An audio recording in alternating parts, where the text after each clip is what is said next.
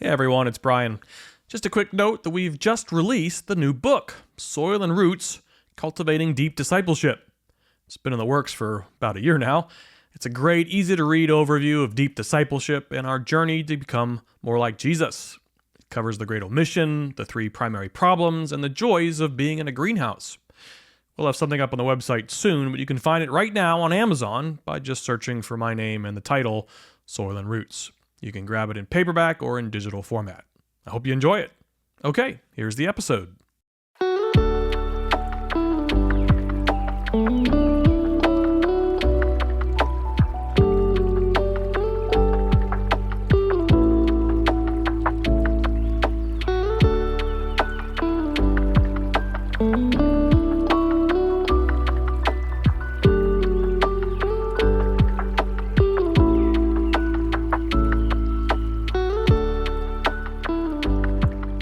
Welcome to the Soil and Roots podcast, journeying together into deep discipleship. I'm Brian Fisher. This is episode 82, Confessions of a Deconstructing Lifelong Christian. Today's episode is an extension of our exploration into one characteristic of a deep disciple we call releasing control. Someone who is being formed to love more like Jesus gives up more and more of our tendencies to try to figure everything out or determine the outcome of everything by taking control. Our hearts gradually soften and relax as we learn to trust more. But this trust is not just mental assent. Our entire being trusts God, just as our entire being trusted our caregivers when we were toddlers. When you and I were kids, we probably didn't stress too much. We trusted that our parents would be around, that they would provide for us, that they had our best interests at heart. We probably didn't even think about it. We existed in the reality that our caregivers could be trusted if we grew up in a healthy home. We knew it. We knew it in our hearts and in our guts unconsciously. But unfortunately for many of us, our embodied willingness to trust God and others and even ourselves becomes damaged and broken along the way. We make mistakes, that breaks trust. Others make mistakes, that breaks trust. God allows events in our lives that we don't like, we don't understand, and our trust begins to erode. It becomes more difficult for us to just rest. So we begin to overanalyze and attempt to control things we can't possibly control. We read in Isaiah 26 that the steadfast of mind you will keep in perfect peace because he trusts in you. And we think, yeah, right, perfect peace. We can return to that childlike state where we trust God with our entire being, where we wake up in the morning and trust in the reality that whatever happens that day is caused by or allowed by God, and so we're safe, where we release our need to figure everything out or to control people or circumstances. However, this journey into deeper discipleship and greater freedom always comes with a cost, and it almost always involves some painful introspection and, yes, deconstruction. For Jessica and me, our careers and family life haven't always turned out the way we originally thought. I joke that I'm a recovering corporate executive. I was recruited into the financial services sector in my 20s and really enjoyed most of my time there. I eventually spent some wonderful years in the media and the marketing worlds. Half my career has been spent leading a few different Christian nonprofits and the other half in the for-profit world. I've been a company of one, and I've managed as many as 175 people. I've attempted to start a few things from scratch, and I've stewarded budgets as high as $38 million. I've never done the big box company thing, but I did find a sweet spot in small to mid-sized organizations. Our family has experienced some very high highs and some very low lows. I've enjoyed some corporate success, and I've also had my fair share of failures. I've made some great decisions, and I've made some terrible decisions. I've worked with some amazing people, and I've worked with some duplicitous and underhanded people, most of whom claim to follow Jesus. There were times when I treated people compassionately, fairly, and kindly, and sometimes when I didn't. There were times when I was treated compassionately, fairly, and kindly, and sometimes when I wasn't. I'm supposedly right now in the middle of my peak earning years, but that certainly isn't my present reality. Most of the career dreams and aspirations I had in my 20s have evaporated, And to some extent, that's a good thing. When I was a younger man, I imagined I'd help change the world, initially through music, then through business, then through Christian ministry. I worked long, hard hours on this Christianized version of the American dream. I bought into it, and I sold it. There's always a darker side to wanting to change the world, and we've experienced the dingy shadows of institutions and others, and sometimes ourselves along the way. Most of my career was spent in workplaces where Christianity was accepted, if not promoted. I've worked with some amazing, wonderful people. However, I realized after a while, with some amount of skepticism, that there really wasn't much difference between a Christian and a non-Christian, at least in the environments I worked in or even created. There were just as many affairs, schemes, deceptions, and power struggles in the quote-unquote Christian organizations I served compared to the ones that didn't carry the label. It didn't really matter if it was a church, Christian nonprofit, a media company, or a financial firm. It's been difficult not to become cynical. Some days I lose that battle. When we were newly married and dreaming about a family, we tended to function from a set of assumptions and expectations about how life is going to go. I think that's pretty normal. We're going to have a boy and a girl, and they're going to grow up with loads of friends, both be valedictorians, star in school plays, and excel at sports, and go on to become doctors or lawyers. Well, we have 2 boys, young men now. Hopefully we'll have a girl in our family tree somewhere down the road. Our oldest son loathed high school and went straight into the workforce after graduation. Our youngest tried college for a year, but it wasn't for him either. Yet, they now live together with some great friends in a rented house. They follow and love Jesus and have formed a community of like-hearted guys. And they're figuring out this whole adulting thing. They live 10 minutes away, and we see them pretty often, especially when Jessica cooks. I'm so proud of the men they're becoming, even if their path doesn't look much like what I originally thought it should. Our marriage turned out better than we expected. It's not that we expected it to fail. It's had its ups and downs like anyone else, but the depth and the breadth of what we've experienced together has just been far beyond what we even knew existed back when we said I do. Growing up, I figured I'd form some friendships in high school and college that would last for the rest of my life. How many TV shows feature lifelong friendships that stand the test of time? At least for me, these types of friendships have been elusive. Moving to 3 different states hasn't helped, though it seems that most of my friendships were built on the convenience of being at work or church together. If those environments changed, so did the friendships. I suspect I'm just a victim of the transient nature of our society and perhaps a general shallowness caused by our crazy schedules, though I confess I've often wondered if there's just something fundamentally wrong with me. My first church experience came when I was 6 years old. I started my spiritual journey in a small Missouri Synod Lutheran church up in Pennsylvania. Lots of liturgy, high church music, symbolism, structure. Our family moved to a Methodist church sometime later, which turned charismatic. That's an interesting story. My late teen years were spent in a large Assemblies of God congregation. I went to college in western Pennsylvania, met Jessica, and we attended a mainline Presbyterian church for our time there, primarily because it was across the street from campus and we were too tired and lazy to drive anywhere else. After Jess and I were married, we settled in Pittsburgh and attended a popular non-denominational Bible church for about a decade that desperately wanted to become a multi-site megachurch. In that effort, they were successful. But it was there I first started to question the role and impact of the institutional church, especially one that was so intent on generating lots of exciting but impersonal numbers. It had all the allure of the popular, seeker-friendly Willow Creek model, yet struggled with the power, money, and control issues that inevitably come with something attempting to be a large system. I couldn't put it into words at the time, but I think I began to wonder if that type of model was more about the industry of Christianity versus the heart of it. I was a church musician for many years, so I participated in concerts and services in just about every type of context you can imagine. Catholic Mass, all of the mainline denominations, highly liturgical events, Black Baptist marathon services, services with pipe organs, and services with women running around barefoot waving flags while others were slain in the spirit. I haven't seen everything in modern Christianity, but I've seen a lot. In 2006, we moved to Fort Lauderdale, Florida. I was hired to run a large international media nonprofit. The ministry was associated with another large church, in fact, one of the first megachurches in the country.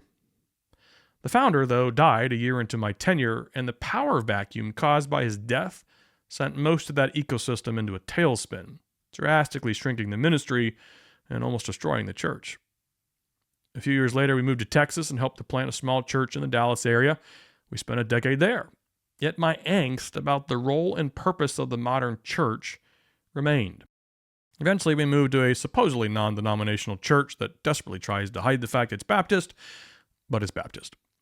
We were there for several years and realized, probably too late, that although we had served, gotten involved, we had developed no real friendships, and the church was having little to no impact on our spiritual formation. Senior leadership desperately wants their institution to be a megachurch, and it looks like they're succeeding, and they evaluate how God is moving solely based on the number of conversions and baptisms they generate, numbers which are shared virtually every week from the pulpit. So here we sit, in our early 50s, as new empty nesters in an area that has a church on every corner with no idea what to do or where to go. This isn't how I thought things would end up. A friend sent me a YouTube video of Carey Nieuwhof interviewing a writer named John Mark Comer. Nieuwhof has built a pretty large social media platform where he visits and chats with key Christian leaders. Comer is one of the up-and-coming IT speakers and writers in the spiritual formation movement. He's a former megachurch pastor who has done a whole lot more thinking about the modern church than I have. I've linked to their conversation on the blog if you want to check it out. Comer reminds me of another very popular Christian writer and speaker, Lisa TerKeurst. They're both brutally, if not uncomfortably, transparent and vulnerable in their books and public appearances. Growing up in an age of spotless and perfected Christian evangelical people on TV, these two sometimes feel like welcome breaths of fresh air, for no other reason than I can relate to their faults and failures better than the perfectly timed jokes and polished bullet points of normal Christian media.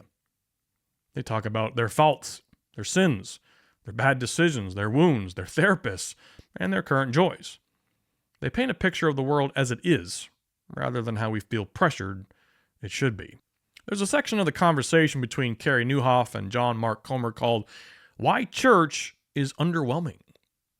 Well, that pretty much sums up where I'm at, so I watched the video with some interest. Comer ties in his comments with the 6 stages of spiritual formation that we've explored in some detail here. It's from the book The Critical Journey. Apparently we're all reading the same stuff. Look, the critical journey is theory. It's not something to be taken as gospel truth. It's just a way to envision our journey into deep discipleship. It's not perfect, nor is it prescriptive. But as a review, here are the 6 stages. Stage 1, awareness of God. Stage 2, learning about Him. Stage 3, a productive life. Stage 4, the journey inward, and that includes the wall. Stage 5 is the journey outward, and Stage 6 is a life of love. Now, we've mentioned before that the modern church may be very helpful and intentional about guiding us into those first 3 stages. But in most cases, that's where the journey stops.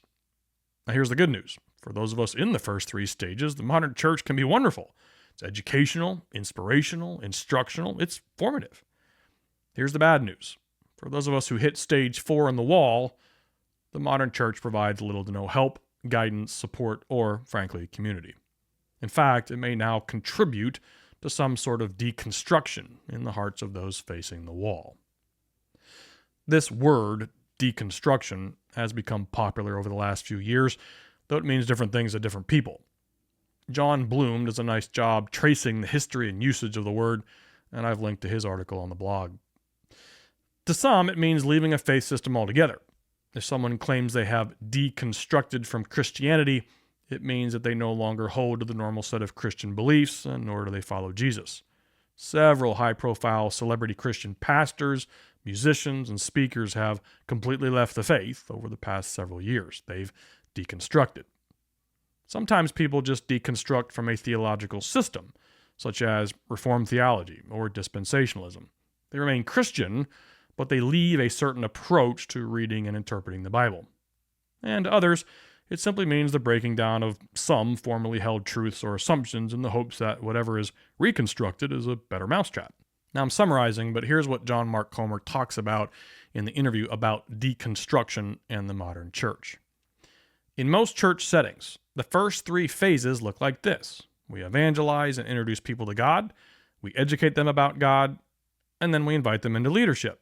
Small group leader, missions trip coordinator, elder, deacon, whatever. That's where the work and vision of most churches, however, stop. Stages 1, 2, and 3. Comer comments bluntly that for people who've been sitting in church for years and have heard the same sermon series a dozen times, church is simply boring. Now, the legalists will immediately jump up and claim that we don't go to church to be served, but to serve. It's not about what we get from it, but what we put into it. Okay, those people can pipe down because legalists have no concept of stage 4 in the inward journey or the wall. Otherwise, they would no longer be legalists.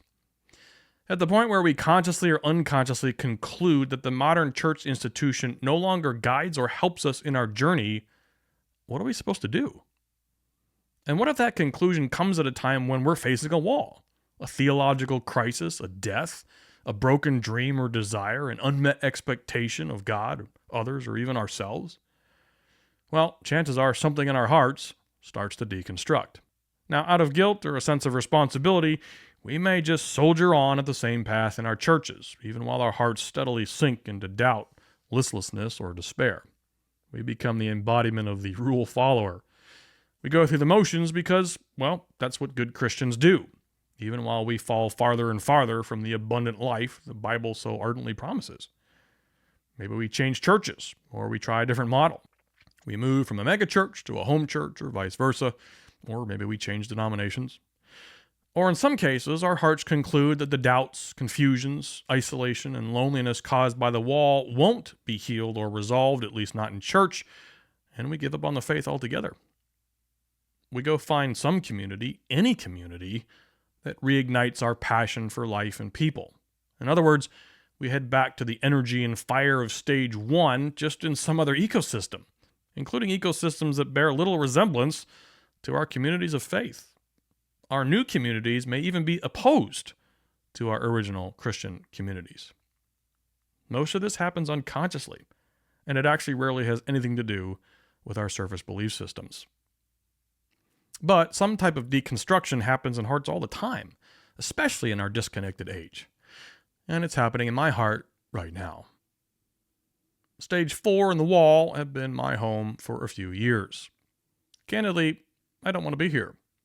I've bounced up against it a few times earlier in my life, and I successfully avoided it and fled back to stage 3. Stage 3 feels safe, primarily because ignorance is bliss. There's a risk of getting stuck in stage 4. The journey inward is necessary, and we often come back to it over and over, but it's not a place to make a permanent home. The wall and the inward journey, stage 4, involve some sort of deconstruction. In my case, it's brought up new doubts and questions about myself, my relationships, and the role and purpose of modern church institutions. If the church is well equipped and excellent at guiding some through stages 1 to 3, that's fantastic. But what about the rest of us? And by the rest of us, I mean all of us who eventually come up against the wall. On this podcast, I've openly questioned the assumption that a half-hour weekly sermon is the primary formative event of the week. That is, without question, the underlying idea of modern Protestantism. It's woven into the fabric and culture of our churches. That was my assumption for a few decades. It no longer is. I'm fairly certain a weekly sermon is wonderful for someone in stages 1 to 3, but provides little to no formation for someone in later stages. What about the assumption that gathering together for an hour a week with strangers, or people we probably won't have much contact with the rest of the week, somehow qualifies as what Hebrews 10:23-25 is referring to? Is that the type of gathering together, the type of community the writer assumed when he penned the words? I no longer think so. On and off for years, I read and studied opposing views of baptism, infant or adult. Here's what I've concluded. I no longer care. I care very much about baptism, but I find the debate no longer worth having. Modern worship music or hymns? I'm comfortable with either, so let's move on. The late Tim Keller was a supporter of what he referred to as a citywide Christian ecosystem. Every major city needs a few megachurches, lots of mid-sized and small churches, parachurch organizations, and other Christian efforts. Well, having spent half of my life so far in mega churches or churches desperately trying to become one, I can't agree with them. I've deconstructed on mega churches, particularly as I've studied and taught on deep discipleship, because it requires extraordinary attention on the individual, something a megachurch can't possibly value more than its need for growth and the engine necessary to support its expensive operations. I don't know which stage of your journey you're in, and this isn't a race. If you're working your way in the first few stages and your church is central and important to your family and your spiritual formation, that's awesome. It's fantastic. And I mean it. You're exactly where you should be, and you're in great hands. That's just not where I am. And my guess is that's not where a lot of people are. Maybe it just comes with the angst of being middle-aged and all of the changes that brings. We're new empty nesters. Our career lives have been anything but predictable. My body, it continues to disappoint me. We're unsure what to do about church. Thank God for our greenhouse. Life just isn't simple.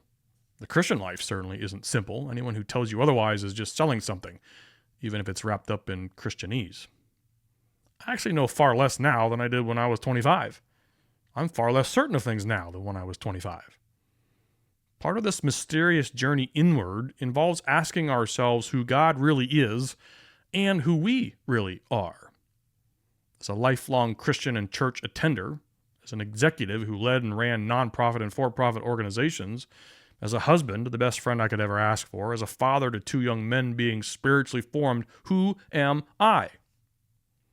I'm a man slowly, so slowly, being formed into someone who doesn't need to know everything and doesn't need to control everything. Who am I? I'm Eustace Scrubb.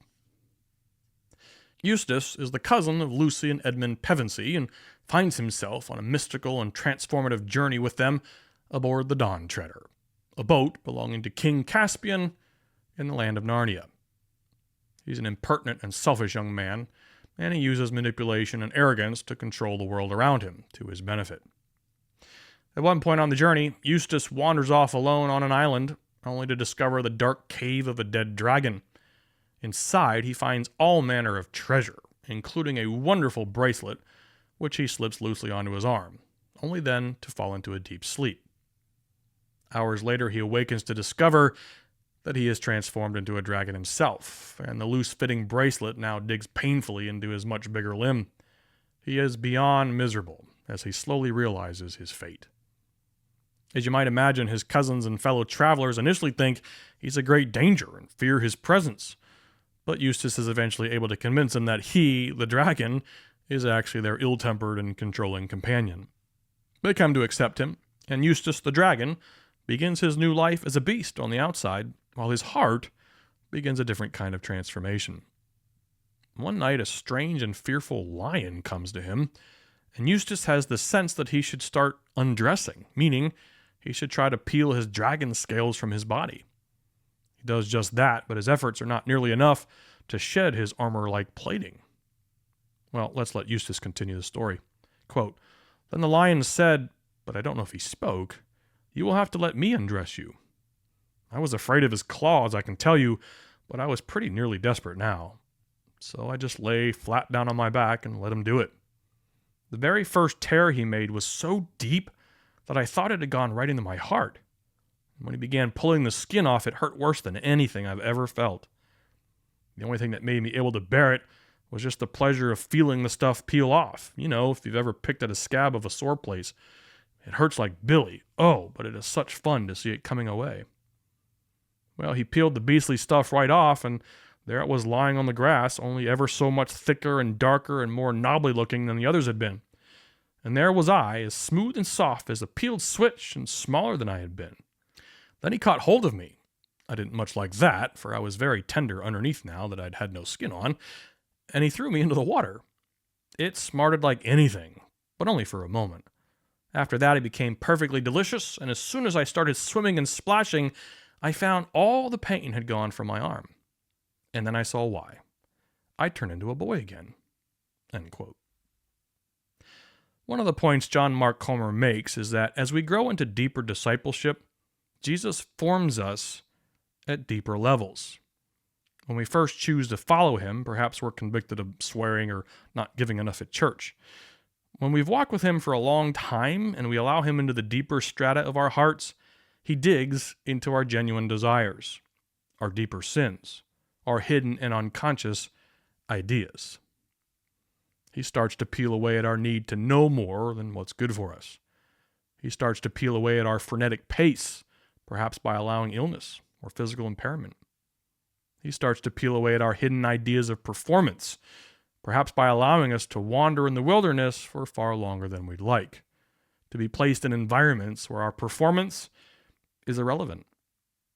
He starts to peel away at our desperate need for control, perhaps by taking away those things we cling to for control, even if we're not consciously aware of them, perhaps by allowing us to become powerless. So, who am I? I'm Eustace Scrubb. I'm still mostly dragon, but a small part boy. Aslan is peeling away at my scales, and in truth, it hurts like hell. His paws, if we allow him, do cut to the bedrock of our hearts. But there are moments, and hopefully more and more of them, where the pleasure of being descaled, of being undressed, of deconstructing in the best sense of the word, provides the foundation of genuine hope amidst the pain, the anxiety, the tension of being stripped of our dark ideas, our corrupted desires, and our constant need for control. What strikes me about our story is that after Eustace has suffered for so long as a dragon with his bracelet mercilessly digging into his arm, he accepted the painful descaling without question. He simply laid down, surrendered, and allowed Aslan to cut into his heart. So yes, I'm Eustace Scrubb, and still, I'd like to become more and more like him. Thanks for listening, and we'll see you next time.